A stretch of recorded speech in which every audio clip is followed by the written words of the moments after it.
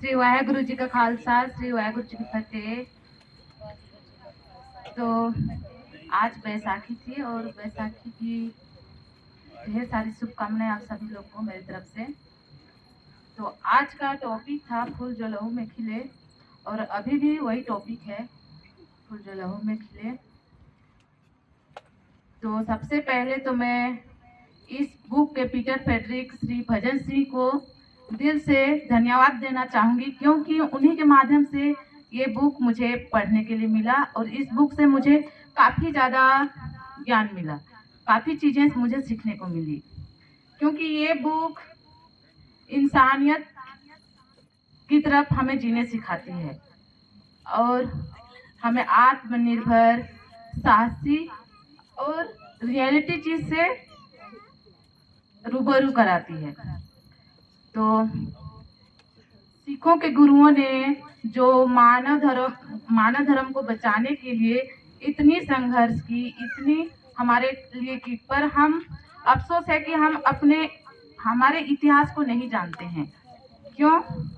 क्योंकि हम इतने दिन से मानते ही आ रहे हैं, कभी जानने की कोशिश नहीं की, क्योंकि जानना और मानना में जमीन आसमान अंतर है। मान तो कोई भी सकता है ना, कुछ भी।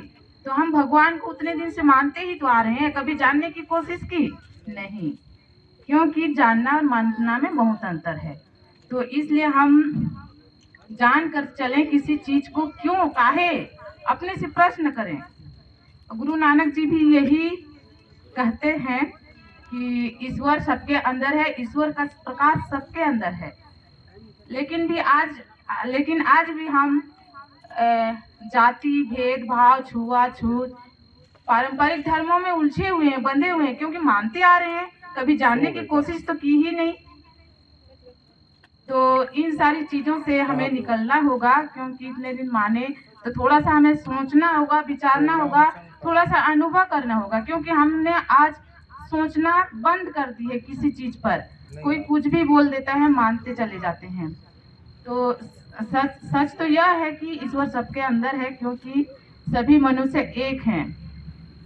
देखो, ब्राह्मण उस जाति के हैं, बोलते हैं वो कोई मंत्र पढ़ देता है तो हम बोलते हैं कि उसके मंत्र पढ़ने से हम मुक्ति हो जाते हैं, हमारा पाप धुल जाता है। ये गलत बात है, क्योंकि सोचो ना, ब्राह्मण भी तो एक आम आदमी भी है, वही ब्लड है, वही खून है। उसको भगवान ने कहीं से वरदान तो नहीं दिया कि तुम मंत्र पढ़ोगे तो नीच जातियों का, क्या बोलते हैं, पाप धुल जाएगा, मुक्ति पा जाएगी, ऐसा तो नहीं है। पर हम क्यों इतना बेवकूफ बन के चलते हैं, किसी चीज को जानने की कोशिश क्यों नहीं करते हैं। वो भी, उसका भी मृत्यु होगी तो उसी तरीके से होगी जैसे एक आम आदमी का होगा, उसका जन्म होती है उसी तरीके से होती है, फिर भी हम बेवकूफ बन के चलते रहते हैं। तो ये बुक को पढ़ने से हर कोई अपने अंदर झांकेगा, क्योंकि ये बुक अपने अंदर झकवाती है, मतलब अपने अंदर जाने का रास्ता दिखाती है। अगर इंसान के जीवन में 4 चीज स्थापित हो जाए ना, तो बहुत कुछ बदल सकता है लाइफ में। फर्स्ट, वो स्वयं को जाने, अपने आप को जाने। और सेकेंड, आपके बारे में कौन क्या बोलता है, उससे आपको कोई मतलब नहीं होनी चाहिए। और थर्ड है, उसके जीवन में हर एक दिन आभार होनी चाहिए, क्योंकि आज हम ऐसे जी रहे हैं, जी तो रहे हैं कल पे, आज पे जी रहे हैं, लेकिन ध्यान हमारा कहाँ है, कल पे। और क्योंकि कल कभी भी नहीं आता है, कैसे कल आएगा, फिर भी से आज का रूप लेके ही आएगा, कल कभी भी नहीं आता है। तो जिंदा होने का क्या मतलब, जिंदा होने का और मरा हुआ में तो वही, मरे हुए और जिंदा हुए में कोई अंतर नहीं है। इसीलिए हम कल को छोड़कर आज जो हमें जिंदगी मिली है, आज जो हमें ये श्वास रूपी प्रसाद जो परमात्मा का है, ये आ रही है, जा रही है, वही उसकी देन है। इस आज को हम हर पल को, हर क्षण को ऐसे जिए कि सुखमय हो, हमारे लिए भी सुखमय हो और किसी दूसरे के लिए भी सुखमय हो।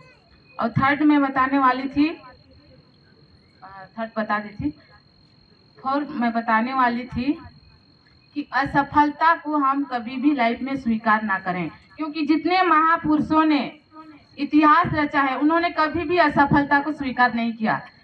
और आज हम छोटी छोटी चीजों में हार मान जाते हैं, अरे हमसे नहीं होगा, हमसे क्या होगा, ऐसी हार मान जाते हैं। कितनों भी दुख का तूफान रूपी दुख आए, हमें हार नहीं मानना है और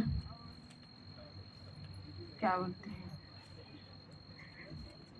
और अपने जीवन को हम सुख में बनाते चले जाएं, क्योंकि हम जैसा सोचेंगे ना वही हमारे हमारे दिमाग में क्रिएट होगी।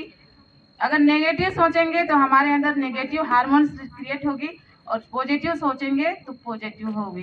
तो जैसा सोचेंगे वैसे हमारे अंदर क्रिएट होगी। तो इतना ही कहकर, क्योंकि समय बहुत कम है, तो इतना ही कहकर मैं अपनी वाणी को विराम देती हूँ। लास्ट में एक शायरी सुनाना चाहती हूँ। कदम ऐसा चलो कि निशान बन जाए, कदम ऐसा चलो कि निशान बन जाए, काम ऐसा करो कि पहचान बन जाए। यहाँ जिंदगी तो सभी जी लेते हैं यारो, मगर जिंदगी ऐसा जियो कि मिसाल बन जाए। इतना ही कहकर मैं अपनी वाणी को विराम देती हूँ। वाहेगुरु जी का खालसा, वाहेगुरु जी की फतेह।